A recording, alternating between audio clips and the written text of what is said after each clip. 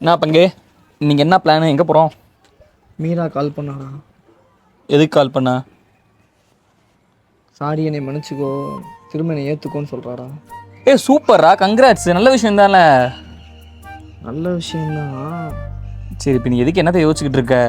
இல்லைடா, ஏற்கனவே என்னை வேணான்னு சொல்லிட்டு தான் இன்னொரு பையனை லவ் பண்ணிட்டான். சரி, திரும்ப வந்து ஏற்றுக்கோன்னு சொல்கிறான். அதுதான்.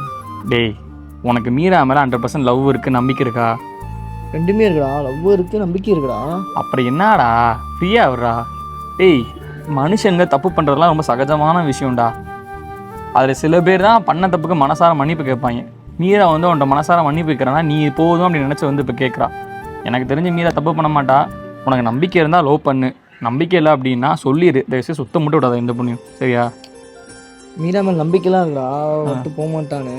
அப்புறம் என்ன, ஃபோன் போட்டு சொல்லு, தாராளமாக லவ் பண்ணு.